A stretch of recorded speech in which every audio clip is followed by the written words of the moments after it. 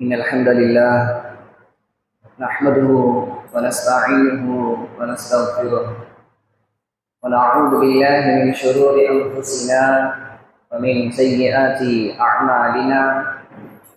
من يهده الله فلا مضل له ومن يضلل فلا هادي له. وأشهد أن لا إله إلا الله وحده لا شريك له وأشهد أن محمدا عبده ورسوله. يا أيها الذين آمنوا اتقوا الله حق تقاته ولا تموتن إلا وأنتم مسلمون.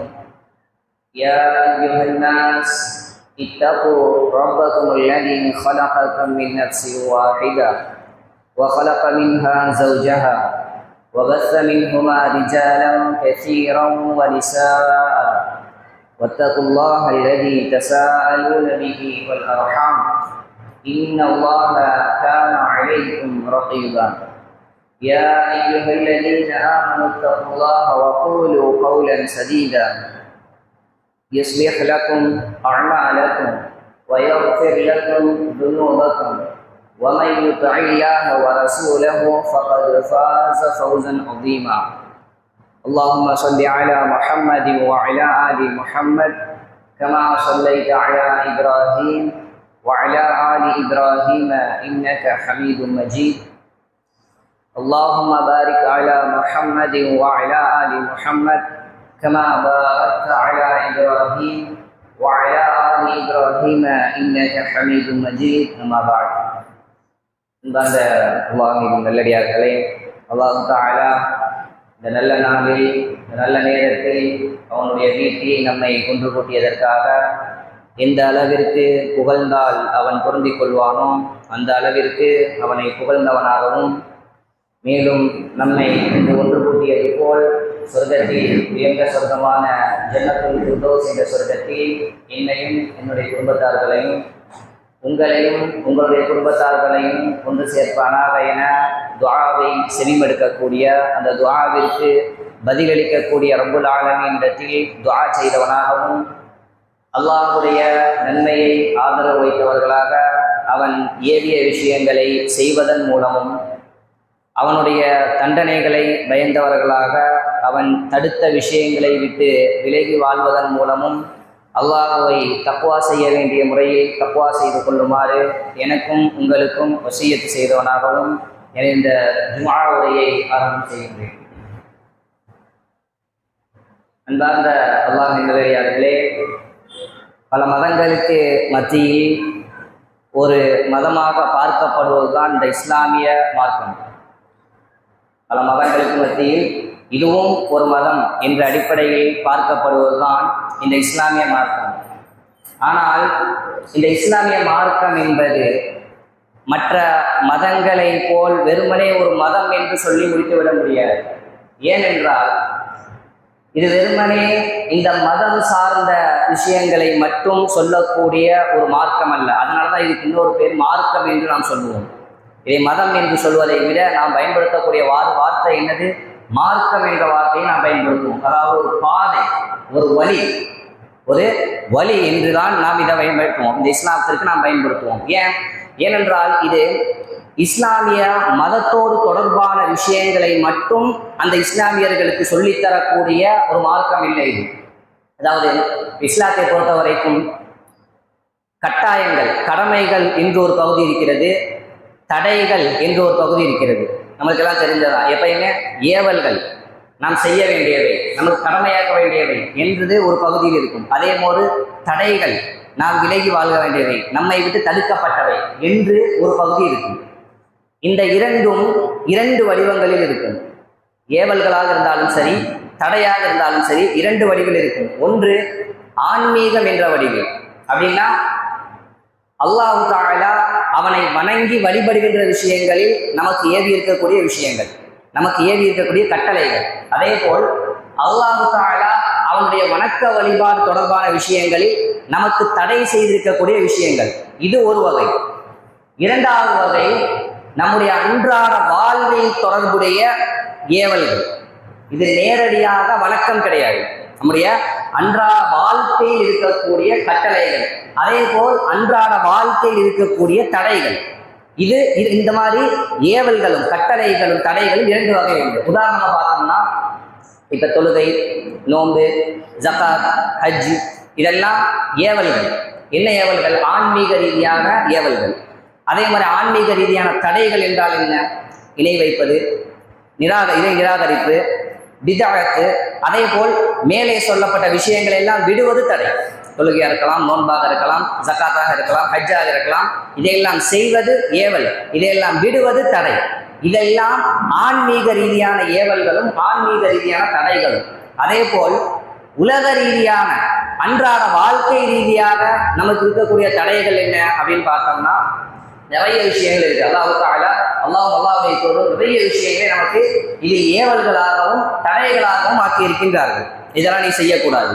உலக வாழ்க்கை நிறைய சொல்லலாம். அப்புறம் பேசக்கூடாது, அடுத்தவங்க மனசை கஷ்டப்படுத்துற மாதிரி பேசக்கூடாது, தேவையில்லாத வார்த்தைகள் பேசக்கூடாது. இது போன்று நிறைய விஷயங்களை இந்த மார்க்கம் அன்றாட வாழ்க்கை ரீதியாக நமக்கு ஏவி இருக்கிறது. அதே போல் தடையும் செய்திருக்கிறது. இந்த தடைகளில் ஒரு வகைதான், இந்த தடைகளில் ஒன்றுதான் போதை பொருட்களை பயன்படுத்துவது. இந்த தடைகளில் ஒன்று போதையை அல்லாஹ் தஆலா முற்றிலுமாக ஹராமாக்கி இருக்கின்றான். முற்றிலுமாக அல்லாஹ் தஆலா அதை தடை செய்திருக்கின்றான். இப்ப போதை என்றால் என்ன? குர்ஆன் ஹதீஸில் சொல்லப்படுகின்ற அந்த ஹம்ர் என்ற வார்த்தையை மது என்று பொதுவாக சொல்லிடுவாங்க.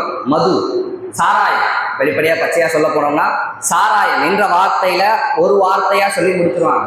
அப்படியான்னு கேட்டா குர்ஆன் ஹதீஸில் தடை செய்யப்பட்ட ஒரு மது, அதாவது போதை தரக்கூடிய ஒரு விஷயம் சாராயம் மட்டும்தானா என்று கேட்டால் கிடையாது. அல்லாஹ்வுடைய தூதர் கூறினார்கள், புகாரி முஸ்லிம் வரக்கூடிய ஹதீஸ், குல்லு முஸ்கிரின் ஹம்ருன், நம்மை மூளையை மழுங்க செய்யக்கூடிய ஒரு போதையை ஏற்படுத்தக்கூடிய எல்லாமே ஹம்ரு தான். எல்லாமே என்னதான்? ஹம்ரு தான். குல்லு முஸ்கிரின் ஹராம். அந்த மாதிரி போதையை ஏற்படுத்தக்கூடிய மூளையை மழுங்க செய்யக்கூடிய எல்லா விஷயமும் ஹராம் தான். இது எல்லாமே ஹம்ரு தான், இது எல்லாமே ஹராம் தான். அப்ப போதைனா மதுவை மட்டும் குறிக்காது என்பதற்கான அடையாளம் இதுதான். ஏன்? இப்ப எதெல்லாம் போதை தரக்கூடிய வஸ்துக்கள் என்பது குர்ஆன் ஹதீஸ்ல எல்லாம் சொல்லப்பட்டிருக்காது. எதெல்லாம்? ஏன்னா ஒவ்வொரு காலகட்டத்திலையும் ஒவ்வொரு விஷயங்கள் வரும். இப்ப ஒரு சில விஷயங்கள் நமக்கு இதெல்லாம் நம்மளால அடையாளப்படுத்த முடியும். இதெல்லாம் தற்போதைய காலத்தில் இந்தந்த விஷயங்கள் எல்லாம் போதை தரக்கூடிய விஷயங்கள் என்று நம்மளால் அடையாளப்படுத்த முடியும். இன்னொரு 100 வருஷம் கழிச்சு என்னென்ன விஷயங்கள் வரும் தெரியுமா? எவ்வளவோ விஷயங்கள் இன்னொரு 100 வருஷம் கழிச்சு வரும். ஆனால் அதுவும் என்னதான்? ஹராம் தான். ஆனா அதுக்கு எல்லாத்துக்கும் குர்ஆன் ஹதீஸ்ல இந்த பேரை சொல்லி சிகரெட் பிடிப்பது ஹராம் என்று அல்லாஹ்வுடைய தூதர் சொல்லி இருக்கணும் எதிர்பார்த்தா அது நடக்குமா? கஞ்சா ஹராம் என்று அல்லாஹ்வுடைய தூதர் சொல்லி இருக்கணும் எதிர்பார்த்தா நடக்குமா? இது ஒரு புத்திசாலித்தனமான பேச்சு எல்லாம் ஒன்றும் கிடையாது. சில பேர் என்னது, அல்லாஹ் ஹம்ரு அப்படின்னா மதுவை தானே ஹராம்னு சொல்றான், மற்றதெல்லாம் ஒன்று ஹராம்னு சொல்லலையே என்றெல்லாம் பேசக்கூடியது கேட்போம். இதெல்லாம் புத்திசாலித்தனமான பேச்செல்லாம் ஒன்றும் கிடையாது. தெளிவா இருக்கிற ஹதீஸ் என்னது? நம்முடைய மூளையை மழுங்க செய்யக்கூடிய, நமக்கு சுயநினைவை இழக்க செய்யக்கூடிய, அது ஒட்டுமொத்தமா அதிகமாக இருந்தாலும் சரி குறைவாக இருந்தாலும் சரி அது ஹராம் தான். இப்ப மதுவாக இருந்தாலும் அதிகமாக போகும்போது தான் அவன் புத்தியை இழக்கக்கூடிய ஒரு நிலையை அடைவான். கொஞ்சமான நிலையில் இருந்தா அது பெரிய அளவுல அவனுக்கு மாற்றத்தை ஏற்படுத்தாது. அப்படிங்கிறதால அது கூடுன்னு சொல்ல முடியுமா?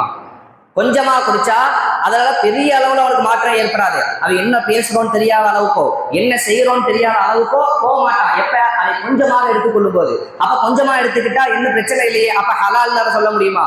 அப்ப இது எந்த அளவுங்கிற அடிப்படையில இல்ல, இது எதை வைத்து எந்தெந்த பொருட்கள் எல்லாம் மார்க்கத்தில் ஹராம், இதெல்லாம் போதை என்று நாம் உணர வேண்டும் என்றால், மக்களுக்கு மத்தியில் எந்த காலகட்டத்தில் நாம் எந்த விஷயத்தை போதை என்று நினைக்கணுமோ அது மக்களுக்கு மத்தியில் எதையெல்லாம் போதை, எதையெல்லாம் மதுவோடு தொடர்புடைய விஷயங்கள் என்று கருதப்படுமோ அதெல்லாம் போதை தான். இதை வைத்துத்தான் மார்க்கத்திற்கு சொல்ல முடியும். எப்படி? மக்களுக்கு மத்தியில் இதெல்லாம் மக்களுக்கு மத்தியில் பரவலாக போதை ஏற்படுத்தக்கூடிய வஸ்துக்களாக கருதப்படுகிறது என்றால் அதெல்லாம் போதை தான். அது சிகரெட்டாக இருக்கலாம், மதுவாக இருக்கலாம், பாக்காக இருக்கலாம், மாத்திரையாக இருக்கலாம், ஊசியாக இருக்கலாம், என்னவாக வேணாலும் இருக்கலாம். எதுவாக இருந்தாலும் மக்களுக்கு மத்தியில் பரவலாக இதெல்லாம் போதை தரக்கூடிய வஸ்துக்கள் என்று பார்க்கப்பட்டால் அவை அனைத்தும் ஹராம். அவை அனைத்தும் ஹராம். இதுக்கெல்லாம் குர்ஆன்ல இந்த ஒண்ணுக்கு எனக்கு ஆதாரம் வேணும், இந்த ஒண்ணுக்கு அது ஆதாரம் வேணும், நான் பார்த்து தானே போடுறேன், இதுக்கு அல்லாஹ்வுடைய தூதர் எங்க ஹராம்னு சொல்லியிருக்காங்க, அல்லாஹ்வுடைய தூதர் ஹம்ரு தானே சொல்லியிருக்காங்க என்றெல்லாம் பேச முடியாது. சின்ன விஷயம், சிறிய அளவில் நம்முடைய மூளையை மழுங்க செய்யக்கூடிய அளவிற்கு இருந்தாலும் மக்களுக்கு மத்தியில் இது ஒரு போதை வஸ்து என்று பார்க்கப்பட்டால் அது ஹராம். இதுதான் மார்க்க தீர்ப்பு என்பதை விளங்கிக்கிறோம். அதே மாதிரி அல்லாஹ் தஆலா ஒட்டுமொத்தமாக ஹராமாக்கி இருக்கின்றான். ஆனா அறிந்து கொள்ளுங்கள், இன்னல் ஹம்ர அது ஹுர்ரிமத். தெரிஞ்சுக்கிறீங்க, நிச்சயமாக அந்த போதை தரக்கூடிய வஸ்துக்கள் எல்லாம் திட்டமாக உங்களுக்கு ஹராமாக்கப்பட்டு விட்டது என்று அல்லாஹ்வுடைய தூதர் கூறினார்கள். அப்ப இந்த வடிவில் இருக்கக்கூடிய அனைத்து விஷயங்களும் எதுவாக இருந்தாலும் சரி, இந்த வடிவில் இருக்கக்கூடிய அனைத்து விஷயங்களும் நமக்கு தடை செய்யப்பட்டது, நமக்கு ஹராம் என்பதை நம்ம விளங்கிக்கிறோம். சரி, இதை பற்றி அல்லாஹ் தஆலா குர்ஆனில் கூறும்போது, யா அய்யுஹல்லதீன ஆமனு இன்னமல் ஹம்ரு வல் மைசிர் வல் அல்சாப் வல் அஸ்லாம் ரிஜ்ஸுன் மின் அமலி ஷைத்தான். ஈமான் கொண்டவர்களே, இந்த ஹம்ரு போதை தரக்கூடிய வஸ்துக்கள், அதே மாதிரி வல் மைசிர் சூதாட்டம், வல் அன்சாப் சிலை வழக்கம், வல் அஸ்லாம் அதாவது குறிபாக்குறது, அம்பை பயன்படுத்தி குறிபாக்குறது, இதெல்லாம் ஷைத்தானுடைய அருவருப்பான செயல்கள். இதெல்லாம் போதை பழக்கம், சூதாடுவது, குறிபார்ப்பது, சிலை வணக்கம், இவைகள் எல்லாம் ஷைத்தானுடைய அருவருப்பான செயல்கள். ஃபஜ்தனிபூஹு லஅல்லக்கும் துஃப்லிஹூன். அதை விட்டு நீங்கள் தவிர்த்து கொள்ளுங்கள், நீங்கள் வெற்றி அடைவீர்கள் என்று அல்லாஹ் தஆலா சொல்கின்றான். அதைத் தொடர்ந்து இன்னமா யுரீது ஷைத்தான், ஷைத்தான் இந்த விஷயங்களை எல்லாம் வைத்து உங்களிடம் எதிர்பார்ப்பது, ஷைத்தான் இந்த விஷயங்களை பயன்படுத்தி உங்களுக்கு அவன் நாடுவது என்னவென்றால் அல் யூகிய பைனக்கும் அல் அதாவா, உங்களுக்கு மத்தியில் பகையினையை ஏற்படுத்துவதற்கு. ஷைத்தான் இந்த முதல் விஷயமாக சொல்லக்கூடிய இந்த போதையை வைத்து அல்லாஹ் தஆலா சொல்லக்கூடிய முதல் விஷயம் என்ன? அவன் உங்களை இணை வைத்து ஏற்படுத்தி விடுவான், உங்களை தொழுகையை விட்டு தூரமாக்கி விடுவான். இதெல்லாம் அல்லாஹ் தஆலா ரெண்டாவதா சொல்றான். முதலாவதாக அல்லாஹ் தஆலா நமக்கு அடையாளப்படுத்தக்கூடிய விஷயம் என்ன? உங்களுக்கு மத்தியில் பகைமையை அவன் ஏற்படுத்துவான் இந்த போதையை வைத்து. இரண்டாவதாக வல் பக்தா, உங்களுக்கு மத்தியில் கோபத்தையும் உங்களுக்கு மத்தியில் பகைமையும் ஏற்படுத்துவான். ஃபில் ஹம்ரி வல் மைஸ்ரி, இந்த போதையையும் இந்த சூதாட்டத்தையும் வைத்து வயசுத்துக்கும் அன் திக்ரில்லாஹி வ அனிஸ் ஸலாத்தி ஃபஹல் அன்தும் முன்தஹூன், உங்களை அல்லாஹ்வை நினைவு கூறுவதை விட்டும் தொழுகையை விட்டும் இந்த விஷயங்களை பயன்படுத்தி அவன் தூரமாக்குவான். இதை நீங்கள் விளங்கிக் கொள்ள மாட்டீர்களா என்று அல்லாஹ் தஆலா கேட்கின்றான். அன்பார்ந்த அல்லாஹ்வின் நல்லடியார்களே, அல்லாஹ் தஆலா இந்த போதையை நீங்கள் பயன்படுத்துவதன் மூலமாக உங்களுக்கு மத்தியில் அவன் அதாவது பகைமையையும் வெறுப்பையும் உங்களுக்கு மத்தியில் அவன் ஏற்படுத்துவான் என்று அல்லாஹ் தஆலா சொல்கின்றான். இதையே அல்லாஹ் தஆலா சொல்லணும் அப்படின்னா, யார் ஒருவருக்கு இந்த ஏதாவது ஒரு வகையில் போதையுடைய ஏதாவது ஒரு வகையில் யார் ஒருவர் ஒரு தரத்தை அடைஞ்சிட்டாரோ, அந்த இடத்துக்கு போயிட்டார் அப்படின்னா அதுல இருந்து அவரால் திரும்பி வர்றது ரொம்ப கஷ்டம். அதுல இருந்து அவரு திரும்பி வருவது ரொம்ப கஷ்டம் என்ற ஒரு நிலையை அடைந்தவருக்கு அதன் மூலமாக அவர் பிறரிடத்தில் எல்லாம் சண்டை போடக்கூடிய, பிறரிடத்தில் எல்லாம் பகைமை ஏற்படக்கூடிய ஒரு சூழல் ஏற்படும். ஏன்? அவருக்கு அந்த விஷயம் எப்பாடுபட்டாவது அவருக்கு அந்த விஷயம் கிடைச்சே ஆகும். அவருக்கு அந்த விஷயம் அந்த நேரத்தில், எந்த ஒரு குறிப்பிட்ட நேரத்தில் எந்த ஒரு விஷயத்தை அவர் எடுத்துக்குவாரோ அந்த ஒரு விஷயம் அவருக்கு அந்த குறிப்பிட்ட நேரத்தில் கண்டிப்பாக கிடைத்தே தீர வேண்டும். அது இல்லாம போகும்போது அதை பெற்றோர்களோ இந்த சமுதாயங்களோ தடுக்க வேண்டும் என்ற அவசியம் இல்லை. வேறு எந்த வகையில் அவருக்கு அது தடைப்பட்டாலும் சரி, அவருக்கு கிடைக்க வேண்டாத விஷயம் எந்த வகையில் அவருக்கு தடைப்பட்டாலும் சரி, அவரிடத்திலிருந்து ஒரு பெரும் கோபமும் பெரும் பகைமையும் அவரிடத்தில் வெளிப்படும். அவருக்கு முன்னால் யார் இருப்பாங்க, என்ன செய்யறாங்க, எதுவும் அவருக்கு தெரியாது. அவருக்கு தேவை அந்த பொருள் அவருக்கு கிடைக்கணும். அவருக்கு முன்னாடி யார் இருக்கா, என்ன செய்யறாங்க, அம்மாவா, வாப்பாவா, மனைவியா, பிள்ளையா, எதுவும் அவருக்கு தெரியாது. அந்த நேரத்தில் எதுவும் அவருக்கு தெரியாது. அந்த இடத்தில் அந்த பகைமையை அவருடைய குடும்பங்களுக்கு மத்தியில் ஏற்படும், தன்னுடைய குடும்பத்தினர்களுக்கு மத்தியில் இந்த பகைமை ஏற்படும். சரி, இப்ப இதை பத்தி கண்டிப்பான முறையில சொல்ல வேண்டிய காரணம் என்ன அப்படின்னா, எதற்காக இந்த போதையை பற்றி கண்டிப்பாக சொல்ல வேண்டும் அப்படின்னா, அன்பார்ந்த அல்லாஹ்வின் நல்லடியார்களே, ஸ்கூல்ல படிக்கக்கூடிய பிள்ளைகள்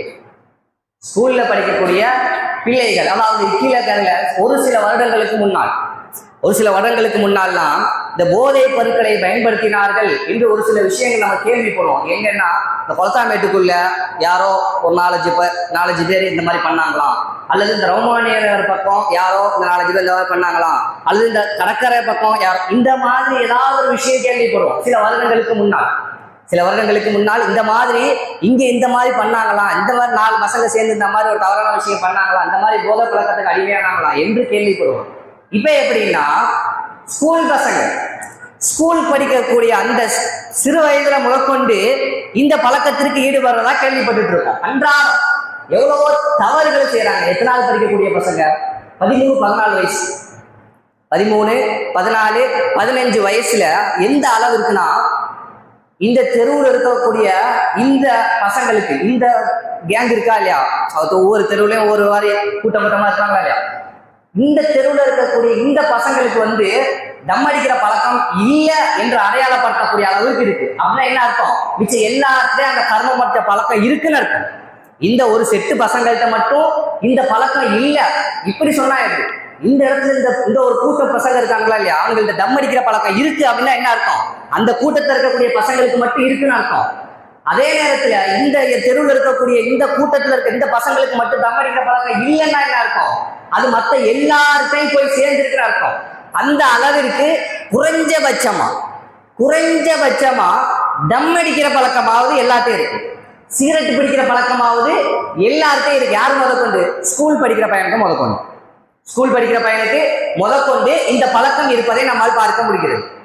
அன்பார்ந்த பெற்றோர்கள், தாயாகவும் தந்தையாகவும் இருக்கக்கூடிய நீங்கள், உங்களுக்கு அல்லாஹ் தஆலா நிறைய நியாமத்துகளை தந்திருக்கிறான். மனிதர்களின் அடிப்படையில் பொதுவாக நிறைய நியாமத்துகளை தந்திருப்பான். அதில் மிகச்சிறந்த ஒரு நியாமத் பிள்ளை செல்வம். அல்லாஹ் தஆலா குழந்தையை தந்திருப்பது. அல்லாஹ் தஆலா அதை பற்றி சொல்லும் போது அல்லாஹ் தஆலா தான் நாடியவர்களுக்கு ஆண் பிள்ளையோ பெண் பிள்ளையோ அல்லது ரெண்டையும் சேர்த்தோ தருவதாக அல்லாஹ் தஆலா குர்ஆனில் கூறுகின்றான். இந்த பிள்ளை செல்வங்கள் அமானிதம். நம்மளுக்கு பிறந்த பிள்ளை எனக்கு அல்லாஹ் தஆலா தந்திருக்கான், எப்படி வேணா விட்டுறலாம், அந்த நிலைமை அல்ல. இதை பற்றி அல்லாஹ் தஆலா நாளை மறுமையில் கேள்வி கேட்பான்.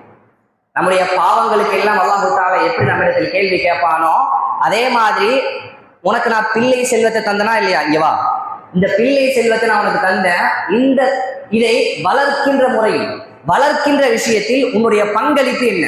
குழந்தையை நீ வளர்த்தியா அல்லது குழந்தை தானா வளர்ச்சா? ரெண்டுக்கும் வித்தியாசம் இருக்கு. அப்படித்தானே? வளர்றதுக்கும் வித்தியாசம் இருக்கு. வளர்த்தா எப்படி இருக்கும்? வீட்டுல வளர்ற ரோஜா செடி மாதிரி, அல்லது வீட்டுல வளர்க்கிற முருங்கை மரம் மாதிரி, அல்லது வீட்டுல வளர்க்கிற மத்த செடி மாதிரி அது அழகா வளரும். அதுவா வளர்ந்துச்சுன்னா எப்படி வளரும்? காட்டு கருவ மாதிரி வளர்ந்து நிற்கும். எப்படி அதுவா வளர்ந்தா எப்படி வளரும்? காட்டு கருவ மாதிரி வளர்ந்து நிற்கும். அப்ப பிள்ளைகள் வளர்க்கப்படுகிறதா அல்லது பிள்ளைகள் வளர்கிறதா என்பதை யோசிக்கணும். நம்ம யோசிக்க வேண்டிய கட்டாயத்தில் இருக்கிறோம். பெற்றோர்கள் கண்டிப்பாக சிந்திக்க வேண்டிய ஒரு நிலையில், சிந்திக்க வேண்டிய ஒரு கட்டாய தருணத்திற்கு தள்ளப்பட்டுள்ளீர்கள். உங்களுடைய பிள்ளைகளை நீங்கள் வளர்க்க வேண்டிய முறையில் வளர்க்க வேண்டியது உங்களது கடமை. வளர்ப்பது உங்களது கடமை. அந்த பிள்ளைகளை கண்காணிப்பது உங்களது கடமை. அவருடைய செலவினங்கள் என்ன, அவன் எந்தெந்த விஷயங்களுக்கு செலவு பண்றான், வாரத்துக்கு அல்லது மாசத்துக்கு எவ்வளவு காசு அவன் செலவு பண்றான், அவன் சேரக்கூடிய நண்பர்கள் எப்படிப்பட்டவர்கள், அவன் எங்கெங்கெல்லாம் போறான். ஒரு பள்ளிக்கூடத்துல சேர்த்து விடணும் அப்படின்னா, இந்த பள்ளிக்கூடத்துல 12th படிக்கும் போது என் பிள்ளைக்கு நல்ல ஒரு கட் ஆஃப் மார்க் எடுத்துறக்கூடிய அளவிற்கு இந்த ஸ்கூலுக்கு கெப்பாசிட்டி இருக்கா, இந்த ஸ்கூல்ல அந்த அளவுக்கு ஆசிரியர்கள், நல்ல தரமான ஆசிரியர்கள் இருக்காங்களா, இதுல ஒரு நல்ல என்விரான்மெண்ட் இருக்கா, மத்த விஷயங்களை கற்றுக் கொடுக்கக்கூடிய அளவிற்கு இந்த ஸ்கூல்ல அதற்கான சூழ்நிலைகள் இருக்கா என்றெல்லாம் பார்க்கக்கூடிய பெற்றோர்கள், இதையெல்லாம் பார்க்கக்கூடிய பெற்றோர்கள், என் புள்ள ஃபியூச்சர்ல நல்ல ஒரு நிலைமைக்கு வரணும், அதுக்கு தரமான ஒரு கல்வி என் பிள்ளைக்கு கிடைக்கணும் என்ற அடிப்படையில் இவ்வளவு விஷயங்களையும் ஆய்வு செய்யக்கூடிய பெற்றோர்கள், கல்விக்காக இவ்வளவு விஷயங்களையும் ஆய்வு செய்யக்கூடிய பெற்றோர்கள், என் பிள்ளையோட வாழ்க்கைக்கு நல்ல ஒரு சூழல் அந்த பள்ளிக்கூடத்துல இருக்கா, தொழக்கூடிய ஒரு சூழல் அந்த பள்ளிக்கூடத்துல இருக்கா, நல்ல விஷயங்களை சொல்லிக் கொடுக்கக்கூடிய ஒரு சூழல் அந்த பள்ளிக்கூடத்துல இருக்கா, நல்ல படிப்பு கிடைச்சா போதும். அந்த ஸ்கூல்ல எப்படிப்பட்ட நிலைமை இருந்தா அதெல்லாம் பார்க்க தேவையில்லை. அது கிறிஸ்டின் ஸ்கூலா, அங்க தொழுவக்கூடிய வாய்ப்புகள் இருக்கா, அங்க படிக்கக்கூடிய பிள்ளைகள் எல்லாம் முஸ்லிமுடைய பிள்ளைகளா அல்லது நல்ல விஷயங்களை செய்யக்கூடிய பிள்ளைகளா, அதெல்லாம் எங்களுக்கு தேவையில்லை. அதெல்லாம் நல்லா படிக்கணும். 10th ஒரு நல்ல ஒரு மார்க்கு, 12th ஒரு நல்ல ஒரு மார்க்கு, இது கிடைச்சிட்டா எங்களுக்கு போதும். அந்த சூழலுக்கு இந்த முஸ்லிம் சமுதாயமும் தள்ளப்பட்டிருப்பது என்ன காரணம்? முஸ்லிம் சமுதாயம், மற்ற சமுதாய மக்கள் இதற்காக போராடுறாங்க, இதற்காக முயற்சி செய்யறாங்கன்னா சரி, ஓகே, அது சரிதான். அவர்களுடைய வாழ்க்கை இந்த உலகத்தில் தான். அவங்கள பொறுத்தவரை நம்பிக்கை என்ன? இறந்து போயிட்டா முடிஞ்சிருச்சு. அப்ப இறக்குற வரை நான் சந்தோஷமா வாழணும் அப்படிங்கிற அடிப்படையில் அவங்களுடைய செயல்பாடுகள் எல்லாம் இருக்கும். அது தவறு இல்லை. அவங்க அப்படி வாழ்ந்துட்டு போறாங்க, பிரச்சனை இல்லை. ஆனா மறுமையை நம்பிக்கை கொண்ட நீ, அல்லாஹ்வை மறுமை நாளை நம்பிக்கை கொண்ட நீ, உனக்கு ஏன் இந்த நிலைமை? உனக்கு ஏன் இந்த நிலைமை? இஸ்லாத்திற்காக பெயர் போன ஒரு ஊராக காணப்படக்கூடிய கீழக்கரை. இஸ்லாமுக்கு ஆரம்ப காலத்தில் இஸ்லாத்திற்கு வந்தவர்கள், இஸ்லாம் என்றால் அதற்கு ஒரு பெயர் போன ஒரு ஊராக அடையாளப்படுத்தக்கூடிய ஒரு ஊராக கீழக்கரை இருக்கு. தற்போதைய நிலைமை என்ன? தற்போதைய நிலைமை என்ன? இந்த பாவங்களிலும் அசிங்கங்களிலும் அனாச்சாரங்களிலும் மூழ்கி போய் கிடக்கக்கூடியதற்கான காரணம் என்ன? என்ன என்ன என்ன காரணம் இதற்கு? இப்படி ஒரு நிலையை இந்த கீழக்கரை அடைவதற்கான காரணம் என்ன? இதற்கு பெற்றோர்கள் ஒரு பெரும் பங்கு வகிக்கிறார்கள். இதற்கு பெற்றோர்கள் பிள்ளைகள் நாசமாவதற்கு எங்களுக்கு நான் என்னென்னமோ செஞ்சு பார்த்தோம்ப்பா, ஒன்றும் செய்ய முடியல அப்படிலாம் கிடையாது. உங்களுக்கு ஒரு பெரிய பங்கு அதில் உண்டு. உங்களுடைய பிள்ளைகளை சரியான முறையில் வளர்ப்பதற்கு உங்களுக்கு பெரிய பங்கு அதில் உண்டு. அவர்களை சிறு வயதிலிருந்தே அவர்களுக்கு சரியான விஷயங்களை நீங்க சிறு வயதில் அவனுக்கு எந்த அளவுக்கு மார்க்க கல்வி கிடைக்க வேண்டும் என்ற அடிப்படையில் அல்லாஹ்வை பற்றியும் அல்லாஹ்வுடைய தூதரை பற்றியும் குர்ஆன் ஹதீஸை பற்றியும் அவன் தெரிஞ்சுக்கணுங்கிறதுக்காக நீங்க செஞ்ச முயற்சி எவ்வளவு, அல்லது உலக விஷயங்கள் உலக கல்வி அந்த படிப்புக்காக நீங்கள் காட்டிய முயற்சி எவ்வளவு? கொஞ்சம் சிந்திச்சு பாருங்க. பின்னாடி வந்து ரெண்டுக்கிட்டு என் பிள்ளை இதெல்லாம் பண்றான், என் பிள்ளை இதெல்லாம் செய்யறான், சொன்னா கேட்க மாட்டான், எதிர்த்து பேசுறான், சண்டைக்கு வர்றான், இதெல்லாம் சொல்றீங்கல்ல, இதெல்லாம் சொல்றீங்கல்ல. சின்ன வயசுல அவனுக்காக நீங்க செஞ்சு கொடுத்த விஷயங்கள் என்னென்ன? சின்ன வயசுல அவனுக்காக நீங்க செஞ்சு கொடுத்த விஷயங்கள் என்னென்ன? அவன் அல்லாஹ்வையும் அல்லாஹ்வுடைய தூதரையும் அறிந்து கொள்வதற்காக அவனுக்கு என்னென்ன விஷயங்களை நீங்கள் ஏற்பாடு செய்து கொடுத்தீர்கள்? குர்ஆனையும் ஹதீஸையும் அவன் கற்றுக்கொள்வதற்கு எந்தெந்த வழிகளில் அவனுக்கு நீங்கள் வழிகளை அமைத்து கொடுத்தீர்கள்? யோசிச்சு பாருங்க. இது எதுவுமே செய்யல. சின்ன வயசுல இது எதுவுமே செய்யல. அப்படியே வளர்ந்தான். 14 வயசு வந்தவன சிகரெட் அடிக்கிறான், 15 வயசு வந்தவன தண்ணி அடிக்கிறான், 18 வயசு வந்தவன கஞ்சா அடிக்கிறான். அடிக்கதான் செய்வான். அவனுடைய சுற்றுச்சூழல் அப்படிதான் இருக்கு. அவனுடைய வீட்டிலும் சரி, அவன் பார்க்கக்கூடிய போனிலும் சரி, அவன் பழகக்கூடிய நண்பர்களிடத்திலும் சரி, அவன் போகக்கூடிய ஸ்கூல் காலேஜிலும் சரி, எல்லாத்துலயும் அதுதான் இருக்கு. அவனுக்கு சிறு வயதிலேயே சொல்லிக் கொடுக்கப்பட்டிருக்கணும். அவனுக்கு சின்ன வயசுலேயே சொல்லிக் கொடுக்கப்பட்டிருக்கணும். எதையெல்லாம் நீ செய்யணும், எதெல்லாம் செய்யக்கூடாது, எதெல்லாம் உனக்கு ஹராம், எதெல்லாம் அல்லாஹ்வை கோபப்படுத்தக்கூடிய விஷயங்கள், எதையெல்லாம் குர்ஆன் ஹதீஸும் ஹராமாக்குகிறது, அவனுக்கு சொல்லிக் கொடுக்கப்பட்டிருக்கணும். அவனுக்கு சொல்லிக் கொடுக்கப்பட்டிருக்கணும். அப்ப ஒரு குறிப்பிட்ட அறிவு வரும்போது அவனுக்கு தெரியும் இந்த விஷயங்களை செய்யறாங்களே, இது வீட்டுல தப்புன்னு சொல்லி தந்திருக்காங்க, இதுல வீட்டுல ஹராம். அந்த நம்பிக்கையை அவனுக்கு ஏற்படுத்தி இருக்கணும். அந்த நம்பிக்கையை அவனுக்கு ஏற்படுத்தி இருக்கணும் சின்ன வயசுலயே. இது எதுவுமே இல்லாம, இது எதுவுமே அந்த பிள்ளைக்கு செஞ்சு கொடுக்காம அது பாட்டு வளருது. அதுக்கு கொடுக்கக்கூடிய பெற்றோர்கள் என்ற அடிப்படையில் அந்த பிள்ளைக்காக அவர்கள் செய்யக்கூடிய மிகப்பெரிய விஷயமாக என்ன நினைச்சுக்கிறாங்கன்னா, நல்ல ஒரு கல்வியை கொடுத்துட்டா போதும், அவன் ஒழுக்கமான முறையில வளர்றானா, நல்ல பண்போடு வளர்றானா, சமுதாயத்துல எப்படி நடந்துக்கணுங்கிறத தெரிஞ்சு வளர்றானா, இது எதுவும் தேவையில்லைங்க. இது எதுவும் தேவையில்லை. காலைல ஸ்கூலுக்கு போகணும், சாயந்தரம் வரணும், டியூஷனுக்கு போகணும், வரணும், நல்லா படிக்கணும், ரிசல்ட் வரும்போது நல்ல மார்க் வரணும், வந்துட்டு அவன் ஒரு சூப்பர் புள்ள, பெஸ்ட், அவன் தான் தி பெஸ்ட். யாரு? நல்ல மார்க் வந்துருச்சுன்னா தி பெஸ்ட். மார்க் வரலையா அவர் ஒழுங்கு இல்லாத புள்ள. இந்த நிலைமையில தான் நம்முடைய சிந்தனைகள் போய்கொண்டிருப்பதை பார்க்க முடிகிறது. பெற்றோர்கள் பிள்ளைகள் வளர்க்கக்கூடிய விஷயத்தில் ஒரு பெரும் பங்கு வகிக்கிறார்கள். அவர்கள் மீது கட்டாய கடமை அந்த பிள்ளைகளுக்கு கொடுக்க வேண்டிய கல்வி. உங்களால முடிஞ்சா கொடுங்க. உங்களுக்கு எனக்கு தெரியும், எனக்கு சொல்லித்தர முடியும் என்று இருந்தால் சொல்லிக் கொடுங்க. அல்லது எங்க சொல்லிக் கொடுப்பாங்களா கொண்டு போய் சேர்த்து விடுங்க.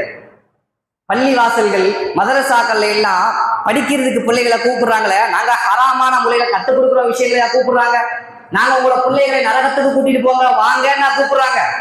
பள்ளிவாசல்ல மற்ற மதரசாக்கள்லையும் பெரிய பெரிய மற்ற மதரசாக்கள்லையும் உங்க பிள்ளைகளை நாங்கள் நரகத்துக்கு கூட்டு போறோம், வந்து விடுங்கன்னா கேட்கிறாங்க. அப்படியா கூப்பிட்டாங்க உங்களை? நீங்க பயப்படுறதுக்கு அதை பார்த்து பயப்படுறதுக்கு நாங்க நரகத்துக்கு உங்களை பிள்ளைய கூட்டு போறோம் வந்து தாங்கன்னா கூப்பிட்டாங்க இல்லையே. அல்லாஹ்வையும் அல்லாஹ்வுடைய தூதரையும் பத்து கத்துத்தரோம் வந்து விடுங்கன்னு கேட்கிறாங்க. குர்ஆனையும் ஹதீஸையும் கத்துத்தரோம் வந்து விடுங்கன்னு கேட்கிறாங்க. அதை பார்த்தா பயமால இருக்கு. முன்னாடி மதரசாலையா கூட கொண்டு போய் சேர்த்து வருது. என் புள்ள படிக்கணுமே. எந்த நிலைமையில போய்கிட்டு இருக்கு? கீழக்கரை நல்லா புரிஞ்சுக்கணும். கீழக்கரை இருக்கக்கூடிய பெற்றோர்கள் தெரிஞ்சுக்கிறீங்க, வருங்காலத்துல உங்களுடைய பிள்ளைகள் கண்டிப்பாக மார்க்க கல்வியோடு தான் வளர்ந்தாக வேண்டும், இல்லைன்னா நாசமா போன நிலைமையில தான் நிற்கும். நல்லா தெரிஞ்சுக்கிறீங்க. இப்ப இருக்கிறத விட்டுருங்க. இப்ப திருத்தக்கூடிய வேலைகள் அதெல்லாம் ரெண்டாவது. சிறு வயதில் வளர்க்கக்கூடிய பெற்றோர்கள், சிறு வயதிலிருந்து குழந்தைகளை வளர்க்கக்கூடிய பெற்றோர்கள் கேட்டுக்கிறேன், உங்கள் மீது கடமை. உங்கள் பிள்ளைகளுக்கு சின்ன வயசுல இருந்து வளர்க்கும் போதே மார்க்க கல்வியை கொடுத்து வளருங்க. உங்களால சொல்லிக் கொடுக்க முடிஞ்ச அளவுக்கு உங்களுக்கு கல்வி இருந்தா நீங்க சொல்லிக் கொடுங்க. எனக்கு ஓரளவுக்கு கல்வி இருக்கு, என்னுடைய பிள்ளைகளுக்கு அடிப்படையான விஷயங்களை சொல்லிக் கொடுத்து அதன் கூட வளர்க்கக்கூடிய அளவிற்கு என்னிடத்தில் கல்வி இருக்கு, என்னுடைய வீட்டிலும் அதற்கான சூழல் இருக்கு என்றால் நீங்க சொல்லிக் கொடுங்க. இல்லையா, மார்க்க கல்வியை கற்றுக்கக்கூடிய ஒரு இடத்தில் சேர்த்து விட்டு அவனை படிக்க வைக்கிறது கட்டாய கடமை உங்களுக்கு. அதுக்காக இந்த உலகத்துல படிக்கக்கூடிய விஷயத்தை விட்டுலாம் சொல்லல, ஏகப்பட்ட இடங்கள் இருக்கு. உலக கல்வியும் கிடைக்கும், மார்க்க கல்வியும் கிடைக்கும். 10th படிக்கணுமா படிக்கலாம், 12th படிக்கணுமா படிக்கலாம், பேச்சுலர் டிகிரி படிக்கணுமா படிக்கலாம், மாஸ்டர் டிகிரி எல்லாமே இருக்கு. யார் சொன்னா படிக்க முடியாதுன்னு? யார் சொன்னா மதரசா போலாம் படிக்க? எல்லாமே இருக்கு. நீ என்ன படிக்கணும்னு நினைக்கிறீங்களோ படிக்கலாம். நல்லா புரிஞ்சுக்கிறீங்க பெற்றோர்கள், உங்களுடைய பிள்ளைகள் வருங்காலத்தில் தற்போது இருக்கிற மாதிரியே இப்ப என்ன சூழல் கல்வி தொடர்பாக இருக்குதோ அதே சூழ்நிலையில் பிள்ளைகள் வளருமானால் வரக்கூடிய நாள் இப்ப இருக்க பிள்ளைகள் இந்த வளர்ந்து இளைஞர் சமுதாயமா மாறுமா இல்லையா? அந்த நேரத்தில் இப்ப இருக்கிற நிலையை விட மோசமான ஒரு நிலைமைக்கு போய் நிற்கும். இப்ப இருக்கிற நிலையை விட ஒரு மோசமான நிலைக்கு போய் நிற்கும். இந்த நிலையை தடுக்க வேண்டும்னா அதுக்கு பெற்றோர்கள் ஒரு சரியான முடிவை எடுக்க வேண்டிய சூழ்நிலையில் இருக்கிறார்கள். பெற்றோர்கள் சரியான ஒரு முடிவை யோசித்து எடுக்க வேண்டிய ஒரு நிலையில் இருக்கிறார்கள் என்பதை நாம் விளங்கிக் கொள்ள வேண்டும். ஆகவே கீழே இறங்காதான் மேலே போயிருங்க, அந்த படிக்கிட்ட உட்காராதீங்க, மேலே போறவங்களுக்கு இடம் விட்டு உட்காருங்க. ஆகவே அன்பார்ந்த அல்லாஹ்வின் நல்லடியார்களே, மார்க்க விஷயங்களை சரியான முறையில் விளங்கிக் கொண்டு அதன்படி வாழக்கூடிய மக்களாக அல்லாஹ் தஆலா நம் அனைவரையும் ஆக்கி அருள் புரிவானாக.